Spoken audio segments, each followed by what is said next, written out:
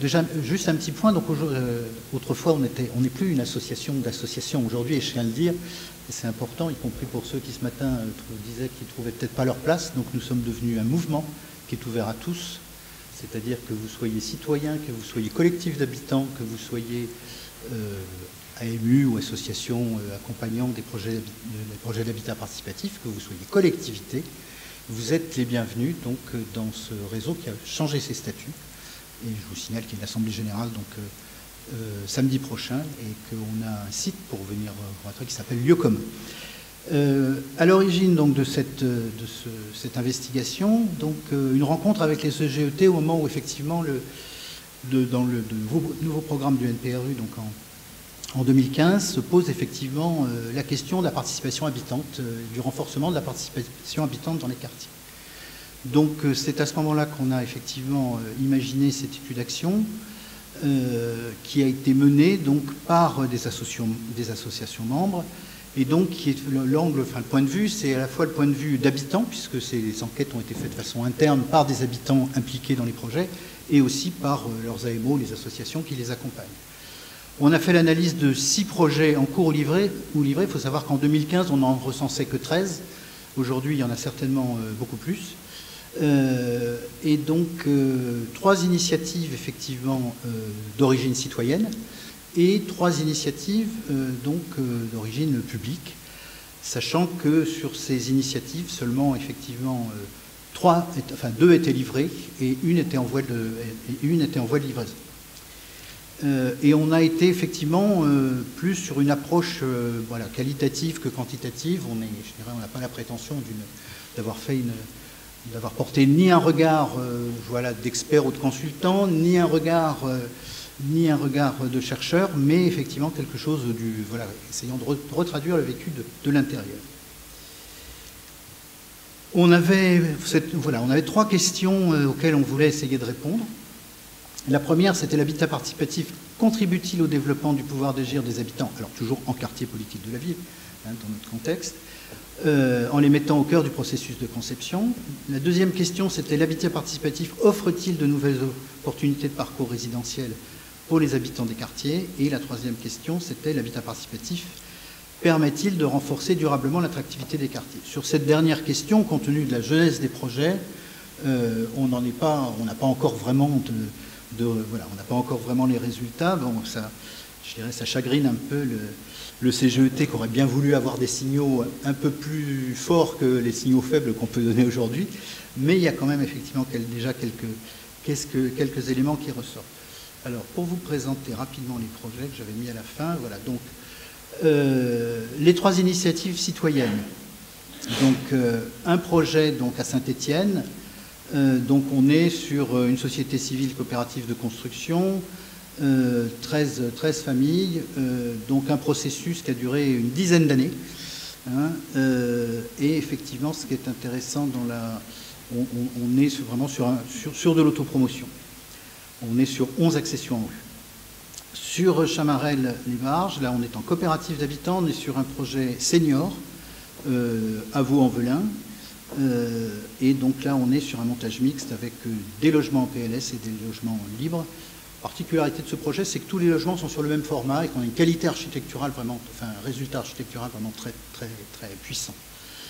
Les Abeilles, donc un projet qui démarre aussi en 2010 à Marseille. Voilà, donc là, on est effectivement sur un projet qui a eu du mal à trouver son chemin avec un soutien dans le cadre de l'initiative Jamel Debbouze. Aujourd'hui, donc on est sur... On doit être au 2e ou 3e opérateur HLM, donc c'est Grand Delta Habitat qui est à la manœuvre aujourd'hui. On est sur 12 LLS, donc 8 PLAI, 4 PLU, avec une dérogation en zone en rue, qui a été obtenue en début d'année. Et donc, réglementairement, on avait effectivement il y avait un souci pour faire du logement social. Les initiatives des collectivités, le projet Cabane Quartier Schumann, donc aujourd'hui 24 familles sont dans ce projet.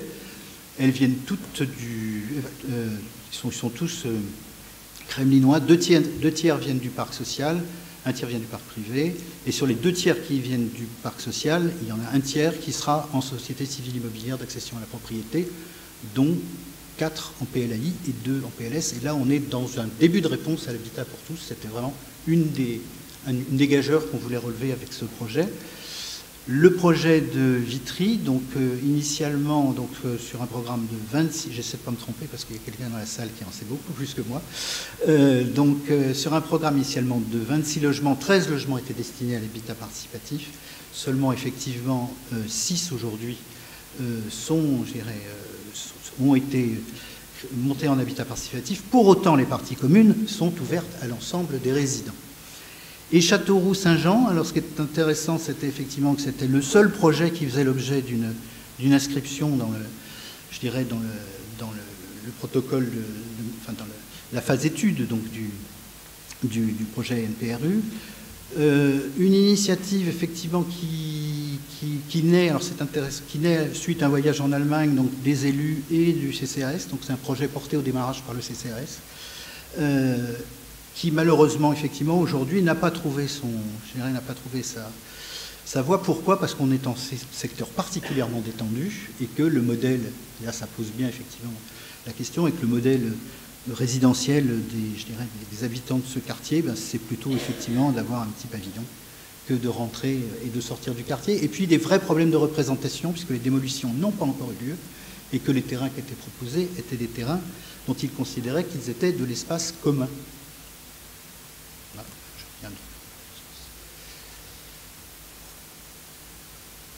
Alors, bon, on est caractéristique, bon, on est toujours sur des durées d'incubation supérieures à 5 ans. Alors, parfois effectivement, c'est sur les initiatives citoyennes, c'est que vraiment ça a été un apprentissage par ces collectifs de citoyens qui sont passés par toutes les phases de l'innovation. Pour d'autres, c'est parfois aussi qu'il y a des vicissitudes politiques qui fait que ça va moins vite qu'on pourrait l'espérer. Voilà.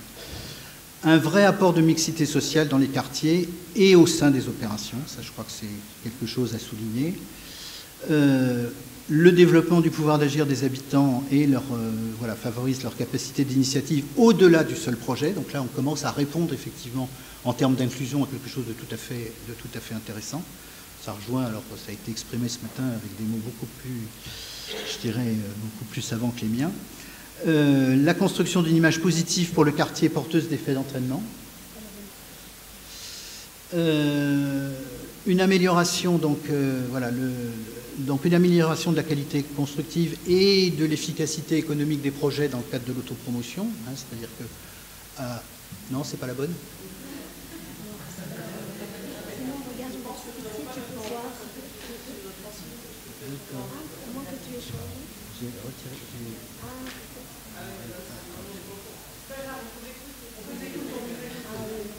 Bon, je vais le faire. Voilà. Excusez-moi.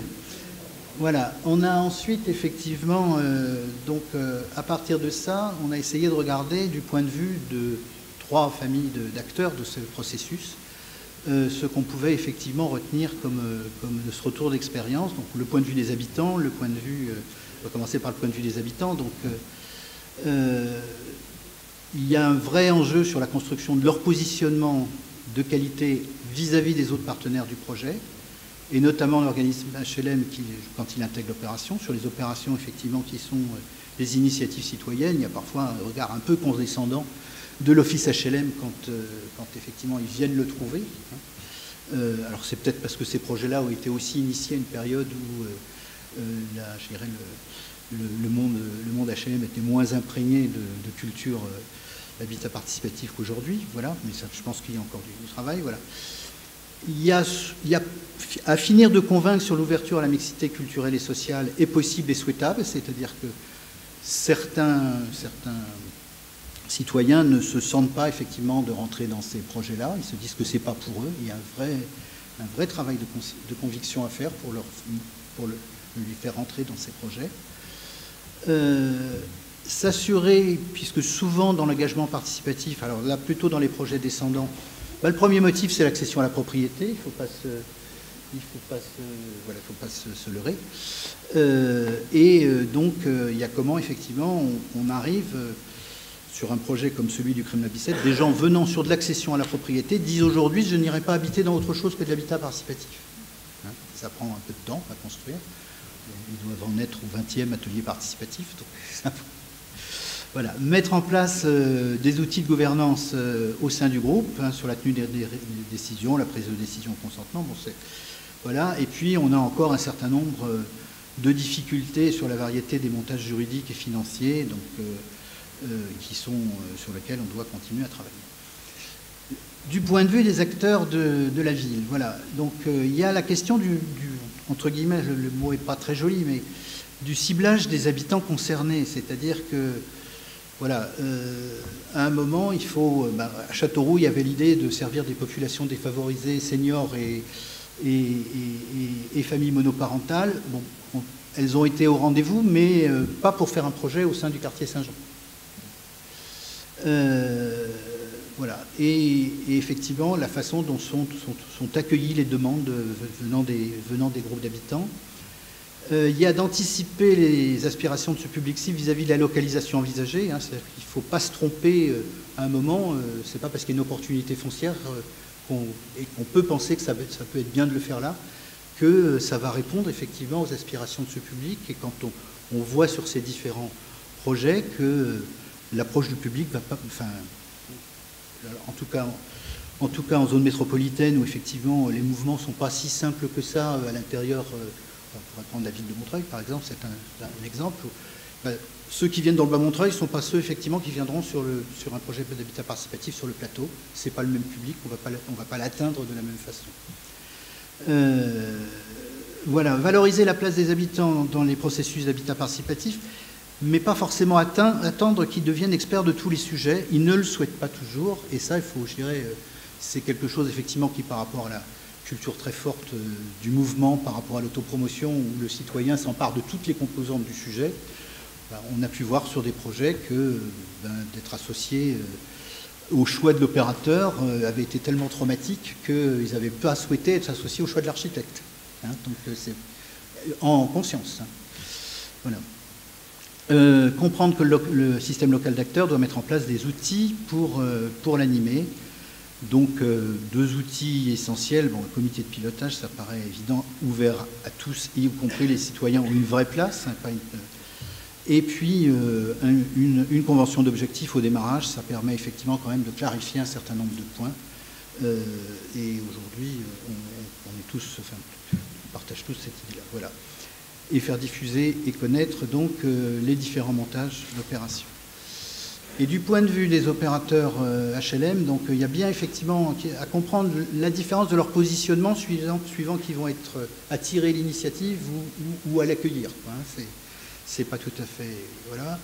À bien appréhender le fonctionnement et le comportement d'un groupe d'habitants sur la durée, y compris ne pas en avoir peur, hein, et leur donner la place, et c'est pas forcément la chose la plus simple. Voilà.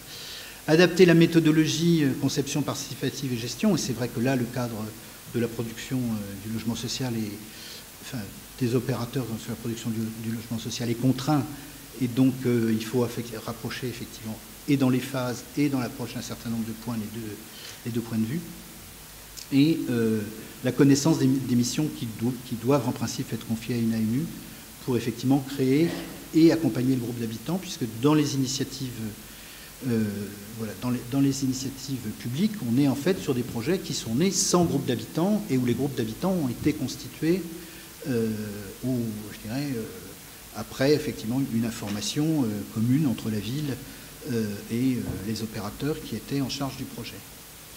Voilà, maîtriser les montages novateurs, avec l'exemple de la SCAPP qui, par exemple, sur un projet comme celui de Vitry, aurait pu être une réponse qui ferait qu'aujourd'hui, il y aurait plus d'habitants. On aurait atteint les 13 cibles de démarrage. Hein. Et puis, se fixer des objectifs de construction ambitieux, réalistes au regard des moyens des habitants. Voilà. Et du point de vue des politiques publiques, donc, on pense qu'il faut effectivement prolonger ce dispositif d'évaluation et de suivi. L'USH avait fait effectivement une enquête tout à fait intéressante pour nourrir cette réflexion. Aujourd'hui, on sait qu'un certain nombre de projets qui sont en QPV et qui sont livrés ne sont pas dans cette base de données. Et il me paraît essentiel, pour montrer à voir, effectivement, de finir de les compter et d'en comprendre effectivement les caractéristiques et le montage. Ma voisine d'ailleurs a contribué à l'un d'eux. Comprendre les problématiques rencontrées lors de la mise en œuvre avec une stratégie adaptée, approche projet, approche à dispositif, ça c'est un message en direction, je dirais, de l'ANRU et du CGET, où effectivement on a une doctrine, hein, voilà, on a une doctrine qui se décline dans un dispositif, et là on est dans de l'approche projet, et dans la manière de faire la ville, il va y avoir une confrontation là, qui va se faire.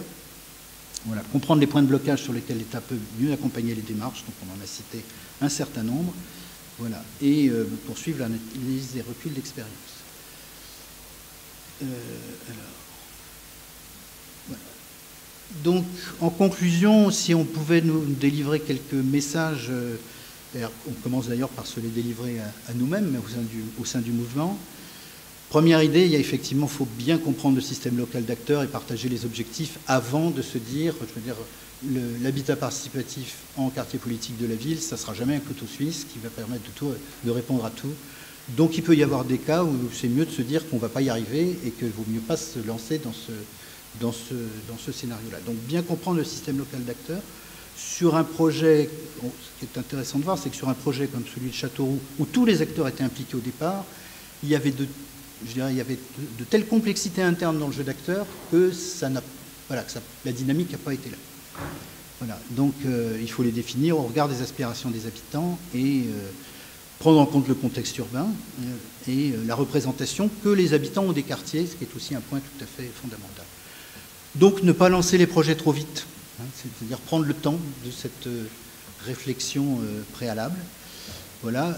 Mise en place d'un dispositif de pilotage de projet adapté à la situation et contractualisé. Ça, nous, on pense que c'est vraiment essentiel d'aller dans une contractualisation de ce dispositif de pilotage. Voilà. Construire des configurations favorables portées par les acteurs locaux impliqués dans le processus collaboratif. Pour certains, ça veut vraiment dire de faire un vrai pas de côté sur leurs pratiques habituelles que d'aller sur de l'habitat participatif. Voilà, et construire une stratégie de recrutement des habitants, c'est-à-dire qu'à un moment, il y a une réflexion à avoir sur quand on lance un projet, voilà, associer les AMO et les AMU dès l'incubation du projet, c'est-à-dire avant qu'il soit lancé lui-même, et essayer de mieux maîtriser la durée des projets. C'est vrai que pour effectivement des familles se projeter, se projeter sur des projets à 5 ans, j'ai un texto d'une famille qui dit je vais probablement sortir du projet parce que je tiens plus chez moi, quoi. Donc montre bien qu'il y a cette difficulté-là. Donc il nous reste encore des questions ouvertes et je dirais là on lance la balle. Voilà, donc c'est vrai que la demande, dans la politique de la ville, la question du rééquilibrage social des quartiers est très attendue dans le renouvellement urbain. Et nous, ce qu'on voit quand même, c'est qu'il y a une dimension parcours résidentiel porteur d'inclusion sociale qui ressort bien de cette... Voilà, et qui n'est pas forcément aujourd'hui le cœur du rééquilibrage social des quartiers de la politique de la ville, d'où effectivement un cadre juridique qui ne matche pas forcément avec ça. Voilà, donc il y a à réinterroger un petit peu ces priorités dans la réalisation urbaine, dans la mesure où ces projets sont, je dirais, très porteurs de cohésion sociale au niveau des quartiers. Voilà. Changement des pratiques valorisant l'intelligence collective, donc ça a déjà été largement dit, je ne vais pas revenir dessus. Voilà. Et dans la définition du projet de vie, on sent bien effectivement que sur les différents projets, l'incitation à contribuer à des initiatives ouvertes sur le quartier n'a pas été la même suivant les projets et que c'est quelque chose qu'il faut approfondir et travailler, puisque c'est ce qui fait du sens aussi pour que l'habitat participatif vienne en quartier politique de la ville. Et puis la question effectivement de l'optimisation du processus d'élaboration des projets, c'est-à-dire qu'il faut à la fois arriver à maîtriser un peu mieux la durée propre à l'innovation, donc améliorer les pratiques, mais en même temps, il ne faut surtout pas, de notre point de vue, tomber dans une approche qui serait plus systématisée, voire industrielle. Donc voilà les enjeux sur lesquels on a les questions qui sont ouvertes aujourd'hui à nous.